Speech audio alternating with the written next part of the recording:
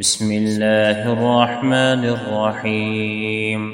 رفيع الدرجات ذو العرش يلقي الروح من أمره على من يشاء من عباده لينذر يوم التلاق يوم هم بارزون لا يخفى على الله منهم شيء. لمن الملك اليوم؟ لله الواحد القهار. اليوم تجزى كل نفس بما كسبت لا ظلم اليوم إن الله سريع الحساب.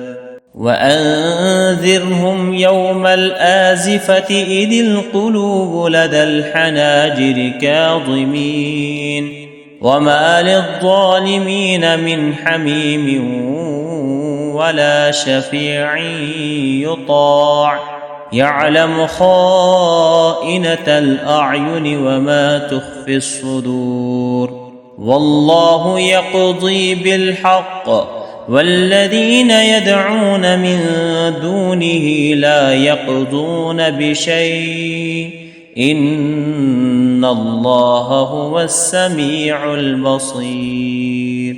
أولم يسيروا في الأرض فينظروا كيف كان عاقبة الذين كانوا من قبلهم كانوا هم أشد منهم قوة وآثارا في الأرض فأخذهم الله بذنوبهم وما كان لهم من الله من واق. ذلك بأنهم كانت تأتيهم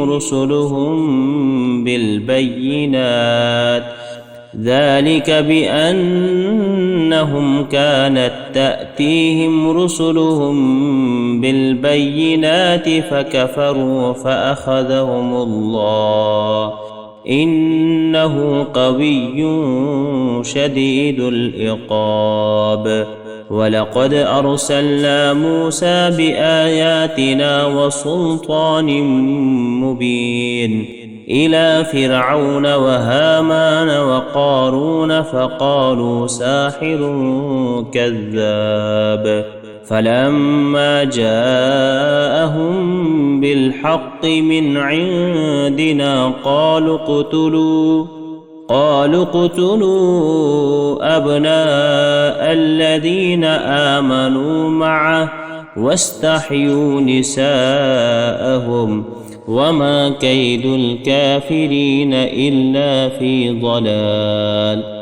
وقال فرعون ذروني أقتل موسى وليدع ربه إني أخاف أن يبدل دينكم أو أن يظهر في الأرض الفساد. وقال موسى إني عذت بربي وربكم من كل متكبر لا يؤمن بيوم الحساب. وقال رجل مؤمن من آل فرعون يكتم إيمانه أتقتلون رجلا أن يقول ربي الله وقد جاءكم بالبينات من ربكم وإن يك كاذبا فعليه كذبه وإن يك صادقا يصبكم بعض الذي يعدكم إن الله لا يهدي من هو مسرف كذاب. يا قوم لكم الملك اليوم ظاهرين في الأرض فمن ينصرنا من بأس الله إن جاءنا. قال فرعون ما أريكم إلا ما أرى وما أهديكم وما أهديكم إلا سبيل الرشاد. وقال الذي آمن يا قوم إني أخاف عليكم مثل يوم الأحزاب مثل دأب قوم نوح وعاد وثمود والذين من بعدهم وما الله يريد ظلما للعباد. ويا قوم إني أخاف عليكم يوم التناد يوم تولون مدبرين ما لكم من الله من عاصم ومن يضلل الله فما له من هاد. ولقد جاءكم يوسف من قبل بالبينات فما زلتم في شك مما جاءكم به حتى إذا هلك قلتم لن يبعث الله من بعده رسولا كذلك يضل الله من هو مسرف مرتاب.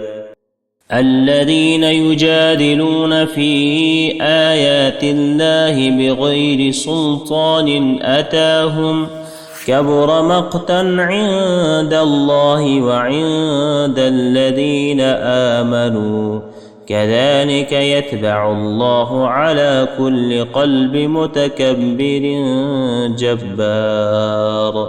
وقال فرعون يا هامان ابن لي صرحا لعلي أبلغ أسباب السماوات فأطلع إلى إله موسى وإني لأظنه كاذبا. وكذلك زين لفرعون سوء عمله وصد عن السبيل وما كيد فرعون إلا في تباب. وقال الذي آمن يا قوم اتبعون أهدكم سبيل الرشاد. ويا قوم إنما هذه الحياة الدنيا متاع وإن الآخرة هي دار القرار. من عمل سيئة فلا يجزى إلا مثلها ومن عمل صالحا من ذكر أو أنثى وهو مؤمن فأولئك يدخلون الجنة يرزقون فيها بغير حساب.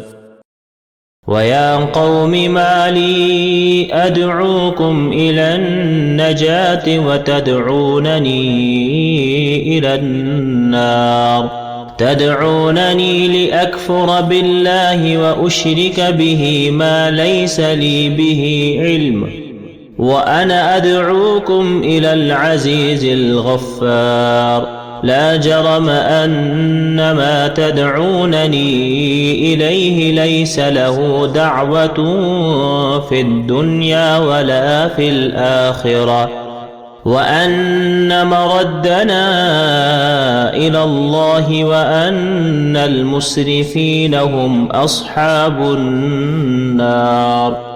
فستذكرون ما أقول لكم وأفوض أمري إلى الله إن الله بصير بالعباد. فوقاه الله سيئات ما مكروا وحاق بآل فرعون سوء العذاب. النار يعرضون عليها غدوا وعشيا ويوم تقوم الساعة أدخلوا آل فرعون أشد العذاب.